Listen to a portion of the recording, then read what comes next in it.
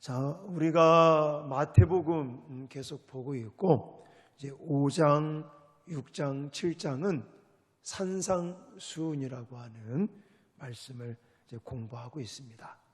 그 중에 우리가 첫 번째로 다루었던 부분들이 팔복이라고 하는 별명을 가지고 있지만, 사실은 팔복이라고 하는 별명보다는 8가지 성품에 대한 이야기다라는 것을 말씀을 드렸고, 그 8가지 성품을 가지고 예수의 제자된 우리들이 세상에서 어떠한 역할을 해야 되는지, 어떠한 기능을 해야 되는지, 소금과 빛이라고 하는 그런 기능을 우리에게 또 말씀을 하셨습니다. 자, 그러면서 지난 시간에 함께 다룬 것이 율법이라는 것을 다루었는데, 이 율법은 예수님이 구약의 이 율법, 이거를 폐하러 오신 것이 아니라 뭐 하러 오셨다고요? 완성하러 오신 것이다. 그러니까 구약 말씀은 불완전한다고 그래요. 불완전한 그 율법을 예수님께서 이제 완성하시고 그것을 발전하시는 이제 그런 내용들이 된다라는 것을 말씀을 드렸습니다. 그래서 그 율법이라는 것은 필요 없는 것이 아니라고 그랬습니다. 지금은 복음 시대고 은혜 시대라고 그래서 율법이 필요 없어 이렇게 말하는 자는 어리석은 자다라고 말씀을 드렸었습니다. 자, 그러면서 지난 율법에 대해서 말씀하시면서 서기관과 바리새인들의 의보다 더 나은 의에 대해서 말씀을 하셨고, 그 더 나은 의에 대한 구체적인 가르침이 오늘 우리가 읽었던 본문의 내용인 것입니다.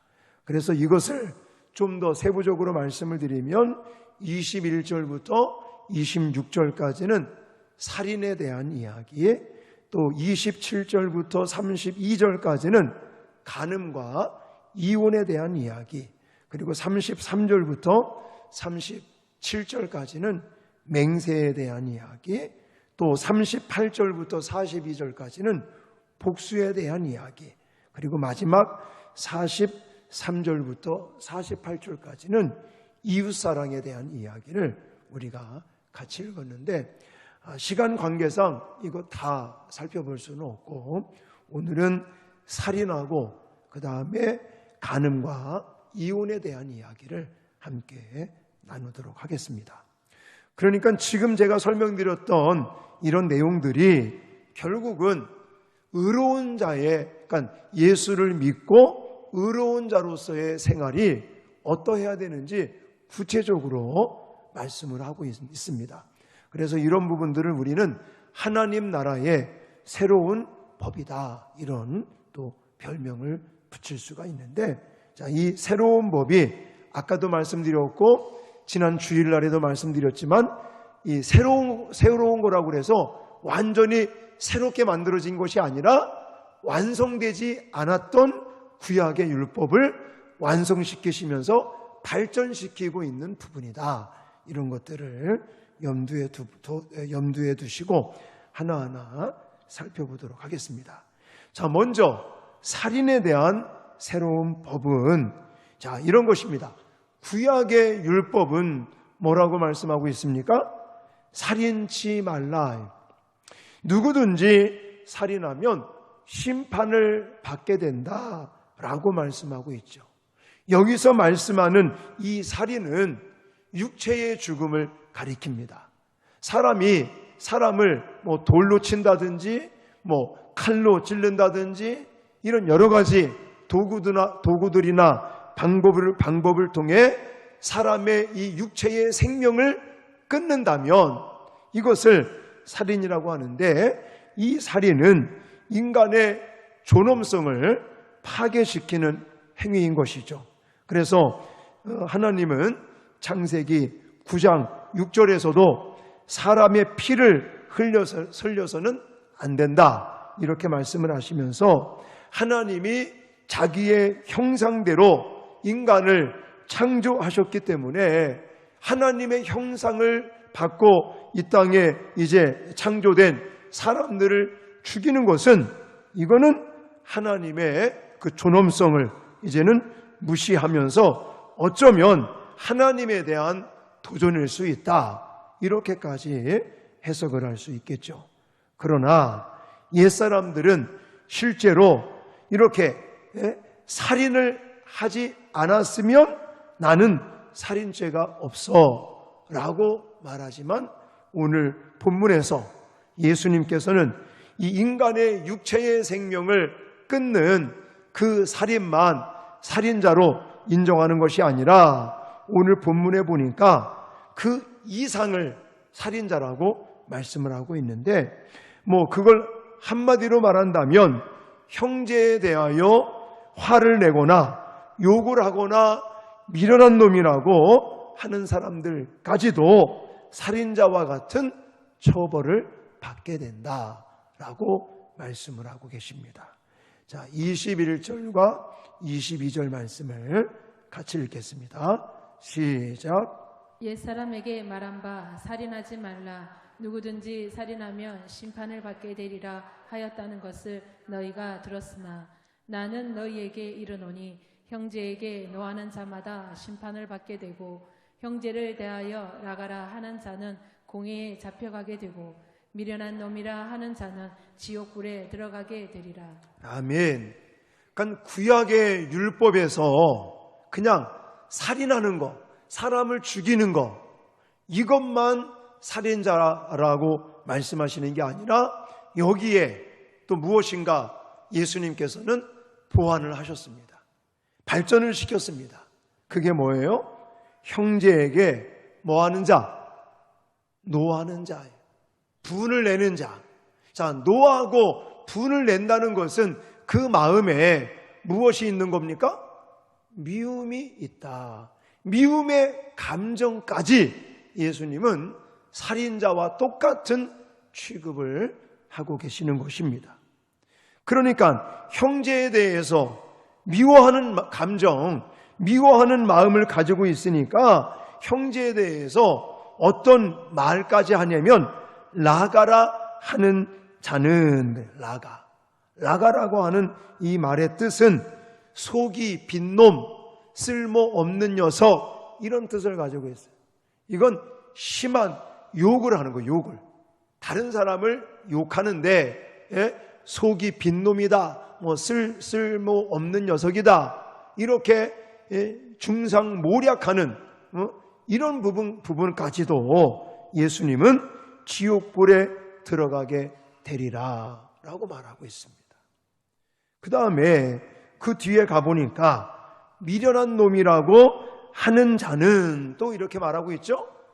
여기 미련한 놈이라고 이야기하는 것은 가치가 없는 놈이다 라는 뜻을 가지고 있고, 이것 또한 욕입니다. 욕.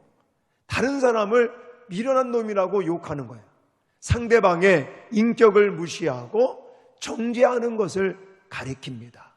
그러니까 예수님께서 지금 하늘나라의 새로운 법으로 살인에 대한 이야기를 하시면서 무엇을 강조하고 있냐면 우리의 행위뿐만이 아니라 무엇이 또 포함되어 있다고요? 마음.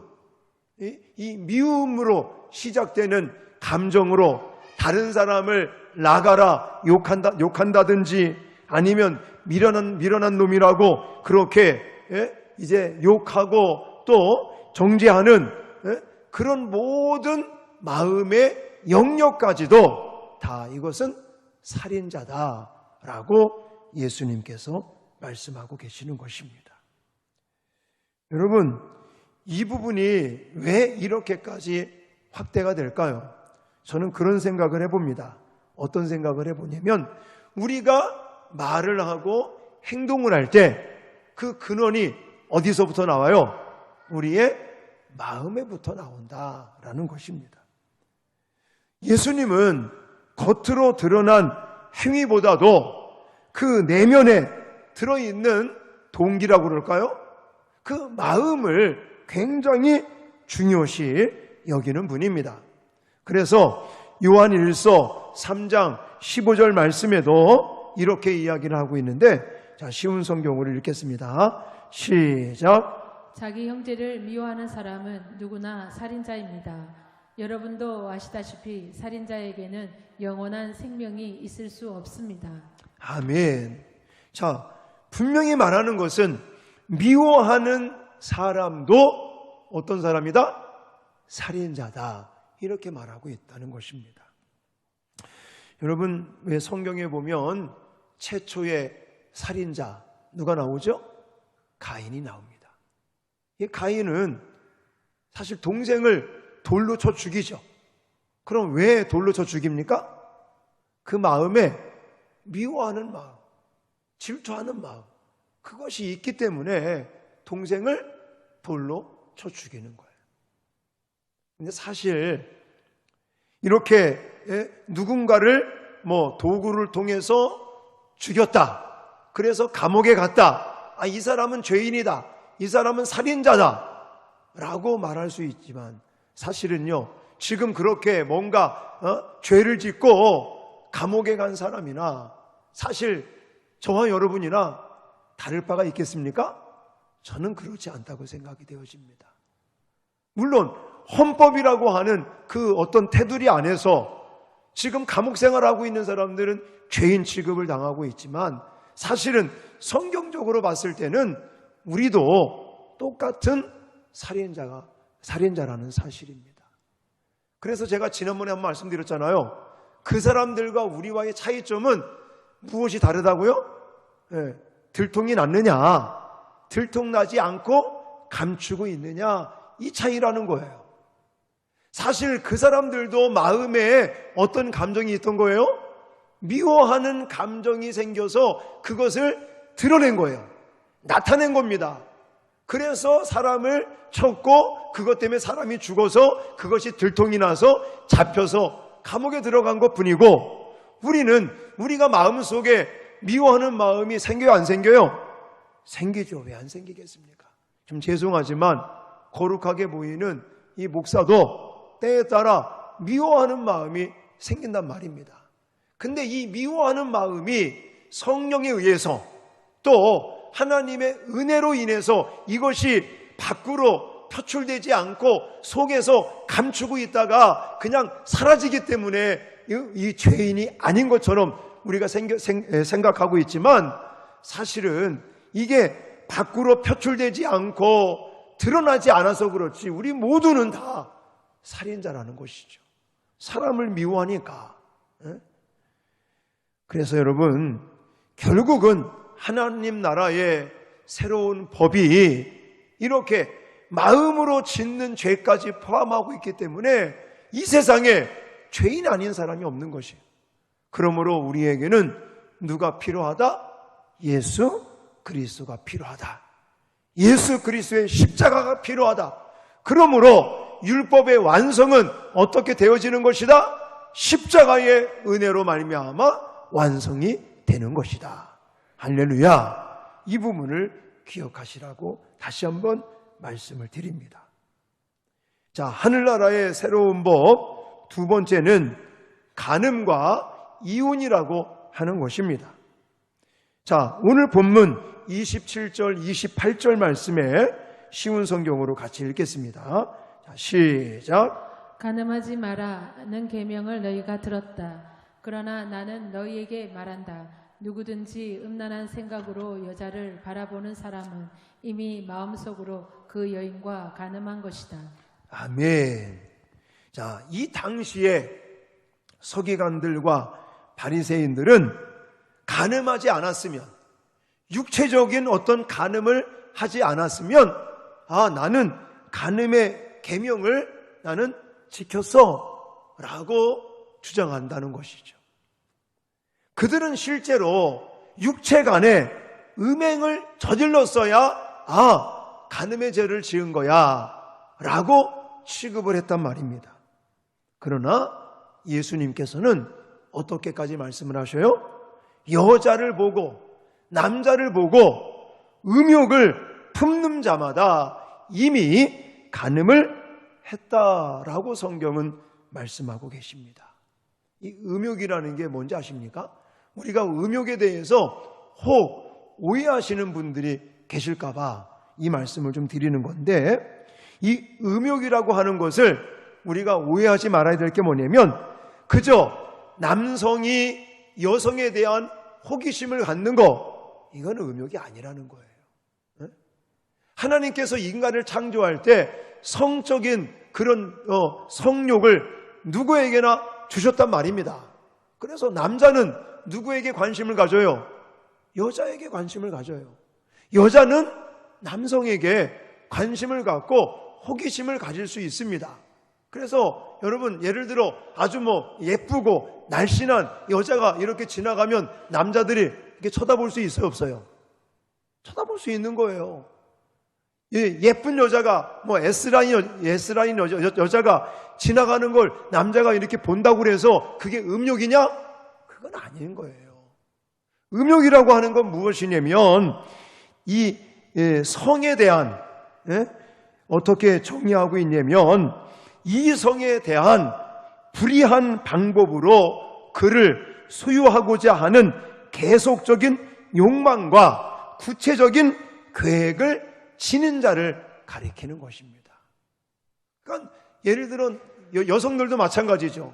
정말 멋있고 잘생기고 이렇게 날씬한 그런 사람들이 예를 들어 옆에 지나가면 쳐다볼 수 있는 거예요. 그거는 음욕이라고 말하는 게 아닙니다. 음욕이라고 하는 것은 비정상적인 관계, 어떤 관계를 가리키겠어요? 남편이 아닌, 아내가 아닌 그런 이성에 대해서 불의한 방법, 잘못된 방법으로 그 성을 내가 취해야겠다라고 하는 욕심을 부리면서 구체적으로 계획을 짜고 어떻게 해야 되겠다라는 그런 마음을 갖는 사람을 가리켜 음행했다, 음욕을 품고 있다, 이렇게 말을 하는 것입니다.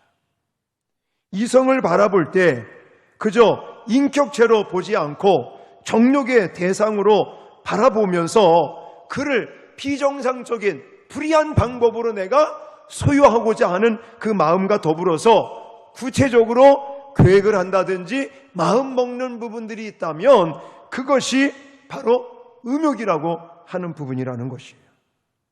예수님께서는 마음으로, 상상으로 죄를 범하는 그런 음욕자까지도 하나님이 이렇게 금지하고 계신다라는 것입니다. 그러니까 결국 아까 말씀드렸던 살인에 대한 이야기도 그렇고 제가 방금 말씀드렸던 이 음행에 대한 부분도, 간음에 대한 부분들도 육체적인 살인, 육체적인 간음이 아니라 무엇까지, 어떤 영역까지 포함하고 있다고요? 마음까지 포함하고 있다라는 것이 핵심인 것입니다. 그렇다면 우리가 이런 예수님께서 말씀하시는 이 부분을 어떻게 하면 극복할 수 있을까? 어떻게 하면 이것을 우리가 이겨낼 수 있을까? 여러분, 그것을 한마디로 말한다면 오늘 본문에 그게 직접적으로 나와 있지는 않지만 제가 성경을 보니까 이것을 우리가 온전히 행하기 위해서는 우리의 마음을 지켜야 된다, 이 말씀을 드리고 싶어요. 마음을 지켜야 된다. 자, 잠언서 4장 23절에 이렇게 말씀하고 있죠. 읽겠습니다. 시작. 무엇보다도 내 마음을 지켜라. 이는 생명의 근원이 마음에서부터 흘러나오기 때문이다. 아멘. 책을 읽다 보니까요, 마음은 성과 같다, 성곽과 같다, 이런 말을 하고 있습니다. 지금은 없지만 옛날에는 성을 쌓고 그 성을 왜 쌓는 거예요? 적으로부터 쳐들어오는 것을 방어하고 공격하기 위해서 성을 쌓습니다.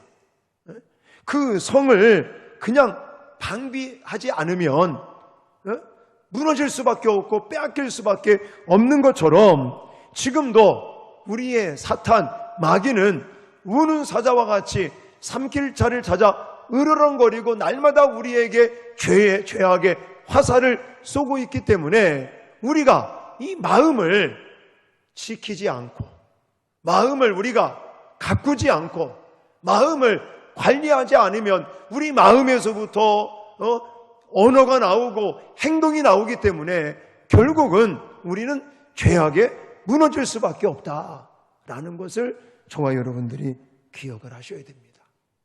자, 그렇다면 우리의 마음을 지키고 방어하고 관리하고, 제가 제자학교 할 때마다 많이 강조하잖아요. 우리의 마음의 정원을 가꾸셔야 된다고. 우리 마음을 지키고 우리 마음의 정원을 가꾸기 위해서 어떻게 해야 될 것인가요? 오늘 본문에 물론 그것이 직접적으로 나와 있지는 않지만 저는 여러분들에게 3가지를 소개시켜 드릴 겁니다. 그 첫 번째는 뭐냐면 제거하고 피하는 것이 가장 첫 번째 방법이라고 생각이 되어집니다. 자, 죄에서 우리의 마음을 지키고 방어하고 관리하고 가꾸는 방법 1번은 죄의 원인들을 제거하는 거예요. 그리고 피하는 겁니다. 자, 오늘 본문에 보시면 29절, 30절 말씀, 자, 쉬운 성경으로 같이 읽겠습니다. 시작. 만일 내 오른쪽 눈이 죄를 짓게 하거든 그 눈을 빼어 던져버려라. 내 몸 전체가 지옥에 던져지는 것보다 신체 중 하나를 잃는 것이 낫다. 만일 내 오른손이 죄를 짓게 하거든 그 손을 잘라내어 던져라. 내 몸 전체가 지옥에 던져지는 것보다 신체 중 하나를 잃는 것이 낫다. 아멘. 좀 무서운 말씀이잖아요. 근데 이 부분을 저는 어떻게 해석하고 싶으냐면 오른눈이라고 하고 오른손이라고 합니다. 그러면 오른눈, 오른손, 이 부분들은 우리 몸에서 굉장히 중요한 역할을 하는 그런 부분이라는 거예요. 그런데 아무리 우리 몸에서 중요한 역할을 하는 지체라고 할지라도 그것 때문에 죄를 짓게 될 것 같으면, 죄의 원인이 될 것 같으면 그걸 어떻게 하라고 그래요? 빼내라 이거예요. 잘라버려라 이거예요. 그 말은 내가 죄를 짓고 지옥불에 가는 것보다는 아예 하나를 제거하고 천국 가는 것이 낫다. 이 말씀을 저는 그렇게 좀 적용을 하고 싶어요. 예를 들어 우리 삶에 내가 하루하루 살아가다가 나로 하여금 죄에 빠지게 만드는 원인들이 생길 때마다 그것이 아무리 좋고 아무리 우리에게 많은 이익을 준다고 할지라도 그것 때문에 죄를 짓게 될 것 같으면 그것을 과감하게 뭐해라? 없애버려라. 제거하라 이거예요. 여러분, 또 한 가지는 피하는 겁니다. 제거하는 거나 피하는 거를 저는 같이 보고 있는데, 우리가요 무엇을 보느냐, 무엇을 듣느냐, 이거에 따라서 우리의 행동이 달라집니다. 나의 어떤 말이 달라지고 행동들이 달라져요. 내가 자꾸만 그걸 보잖아요. 그러면 그게 생각이 나. 내가 자꾸만 그것을 듣잖아요. 나도 모르게 입으로 흥얼거리게 됩니다. 그렇기 때문에 우리는 보고 듣고 또 우리 주변에 벌어지고 있는 여러 가지 일들이 만약에 나한테 죄를 짓는 원인으로 그것이 다가온다면 우리는 아무리 좋은 것이라고 할지라도 그것을 과감하게 버릴 수 있는 저와 여러분들이 되어지시기를 주님의 이름으로 축원합니다. 피하고 제거하고 버리는 것은 결코 비겁한 일이 아닙니다. 여러분, 요셉이라고 하는 인물을 생각해 보십시오. 그 청년, 혈기가 왕성한 그때에 그는요 보디발의 아내가 성적으로 유혹해 올 때 그것을 이겨낸 사람입니다. 그 어떻게 이겨냈어요? 도망가는 거로 이겨냈어요. 보디발의 아내가 성적으로 유혹해 올 때 그의 옷을 잡았을 때 자기의 옷을 내던져 버리고 도망가는, 피하는 방법을 통해서 사실 요셉은요 그 성적인 범죄에서 헤어날 수가 있었다는 것입니다. 여러분, 우리도 마찬가지예요.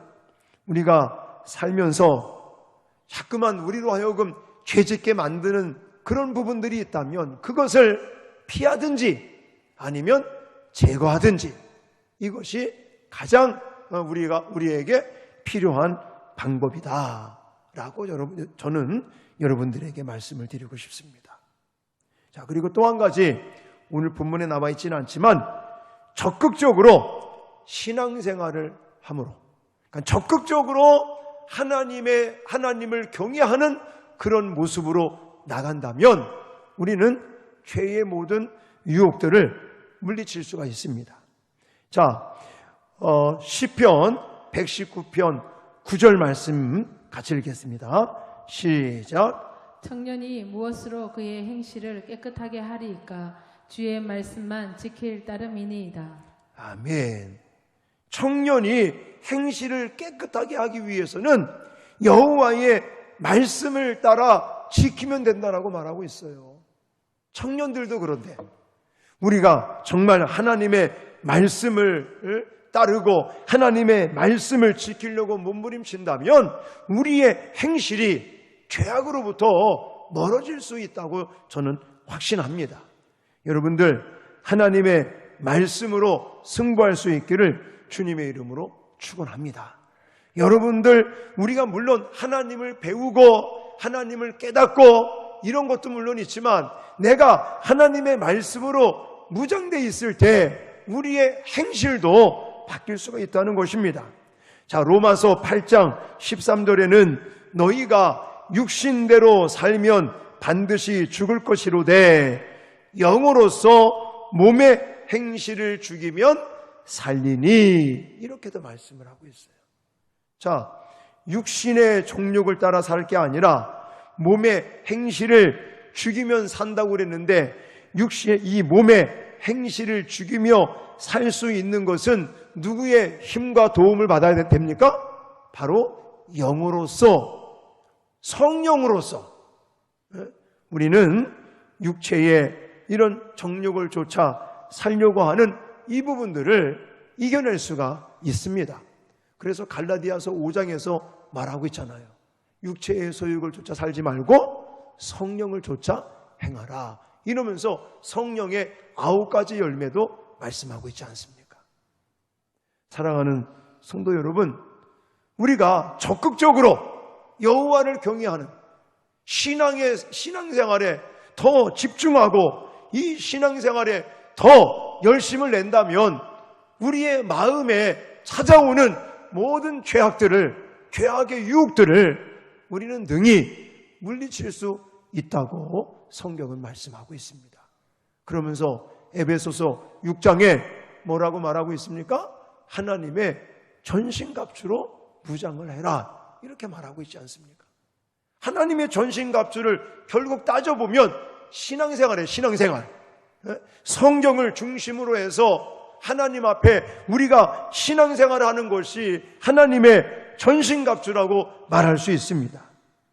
그리고 마지막으로 이제 세 번째는 적극적인 가정생활을 하라고 말씀을 드리고 싶어요. 첫 번째는 뭐 하라고요? 제거하고 피하는 것. 죄짓게 하는 원인들이 있어요. 그런 것들을 자꾸만 우리는 버리려고 그러고 피하려고 그래야 됩니다. 그 다음에 두 번째는 적극적으로 신앙생활하는 거예요. 여호와를 경외하고 하나님의 말씀으로 또 성령의 충만함을 받기 위해서 신앙생활을 적극적으로 하면 우리가 성령의 능력과 권능을 받고 하나님의 전신갑주로 무장하여 우리 마음을 지키면서 결국은 죄악의 그런 모든 화살들을 능히 물리쳐 이길 수가 있다는 것입니다. 그리고 아까도 왜 간음에 대한 이야기 했고 이혼에 대한 이야기까지 하고 있는데 이 부분을 저는 가정생활에 적용을 하자는 것이죠. 자, 오늘 본문 31절, 32절 말씀을 쉬운 성경으로 또 읽겠습니다. 시작. 누구든지 아내와 이혼하는 사람은 이혼 증서를 주어야 한다라는 계명을 너희가 들었다. 그러나 내가 너희에게 말한다. 음행한 경우 외에 자기 아내와 이혼하는 사람은 아내로 하여금 간음하게 하는 것이다. 이혼한 여자와 결혼하는 사람도 간음하는 것이다. 아멘. 이 말씀은요, 결국 예수님께서 이혼하지 말라는 거예요. 뭐 이혼 증서를 써주면 뭐 가능하다? 아닙니다. 예수님께서 강조하시는 것은 결국은 간음의 문제가 있고 하니까 이혼하지 말라는 거예요. 가정을 지킨다는 거 예수님 굉장히 중요하게 말씀을 하고 계십니다. 그런데 가정이라고 하는 울타리가 어떻게 형성이 됩니까? 부부의 관계, 그리고 부부뿐만이 아니라 부모와 자녀의 관계, 또 이렇게 한 가정 안에서 이루어지는 이런 모든 관계가 결국은 좋아야 간음의 문제도 해결할 수가 있어요. 가정이 건강하지 못하면, 부부관계가 좋지 못하면 자꾸만 다른 데 시선을 돌릴 가능성이 크다는 것입니다. 하나님께서는 이 우리의 어떤 여러 가지 영역을 많이 주셨는데, 우리 신앙생활에 가장 중요한 영역으로 가정이라고 하는 울타리를 하나님은 주셨습니다. 그리고 이 가정을 통해서 하나님이 복 주시기를 원하고 계시고, 그 가정을 지키는 방법 중에 한 가지가 서로 관계가 좋는 거예요.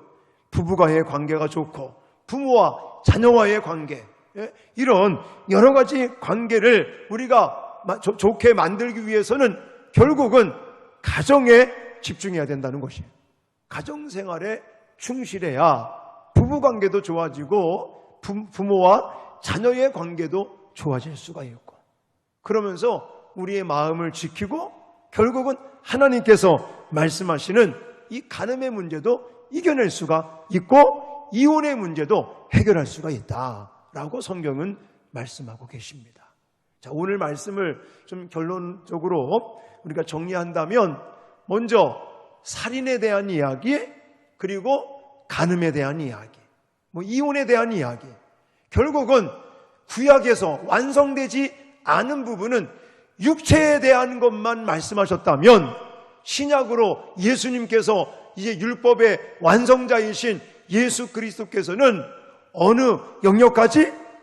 마음의 영역까지 다 포함하고 있다는 거예요. 그렇다면 우리는 마음까지 다 완벽하게 지킬 수가 없어요. 그래서 우리에게 필요한 게 뭐라고요? 예수님의 십자가의 구속의 은혜가 필요한 것이고, 또 그렇지만 우리가 완벽하게 이 의의를 행하며 살아갈 수는 없지만, 분명히 예수님도 계속 우리에게 강조하는 것이 너희는 세상의 소금이다, 너희는 세상의 빛이다, 이렇게 말씀하고 있기 때문에 하나님의 자녀요 예수 그리스도의 제자된 우리들이 하나님 나라의 그 새로운 법을 지키기 위해서 몸부림치는 저와 여러분들이 돼야 될 줄 믿습니다. 그럴 때 우리가 가장 마음을 지키고 마음을 가꾸고 이 마음을 관리하고 하는 이것이 1순위라고 그랬어요. 그래서 우리의 마음을 지키고 우리의 마음을 가꾸고 관리하기 위한 3가지 방법을 여러분들한테 오늘 소개해 드린 거예요. 그게 뭐라고요? 첫 번째는 제거하고 피하는 것. 죄를 짓게 만드는 원인들이 있다면 그것이 아무리 나에게 소중한 것이라고 할지라도 자꾸 죄 짓게 만드는 원인이 된다면 과감하게 버리고 제거하시는 저와 여러분 되어지시기를 바랍니다. 그리고 피하는 것도 비겁한 게 아니고 아주 탁월한 방법인 거예요. 그 다음에 2번째는요, 적극적으로 뭐 하라고요? 신앙생활 하시라고. 하나님 말씀으로 무장하기 위해서 성령의 기름 부으심과 성령의 충만함을 우리가 얻기 위해서 무엇을 해야 될지, 어떻게 해야 될지는 여러분들이 잘 알고 계시지 않습니까? 그리고 마지막으로 어디에 충실하라고요? 가정에 충실할 때. 물론 저는 목사이기 때문에 우리 사랑하는 성도들이 교회 와서 봉사하고 교회 일 많이 해주면 저도 그걸 바라고 있고 그것을 기도하고 있지만, 사실은 그거보다 더 중요한 게 뭐겠어요? 가정이 더 중요하겠죠. 가정이 무너지는데 교회가 어떻게 세워질 수 있겠습니까? 그러기 위해서 물론 하나님 일도 중요하고 교회 일도 중요하고 우리가 봉사하는 것도 너무너무 중요합니다. 그거 하지 말라는 얘기가 아니에요. 그런데 그거보다도 더 신경 써야 될 부분이 뭐라고요? 가정을 살리고 가정을 화목하게 하기 위해서 더 신경 쓰고 실천하시는 저와 여러분들이 되어지시기를 주님의 이름으로 부탁을 드립니다.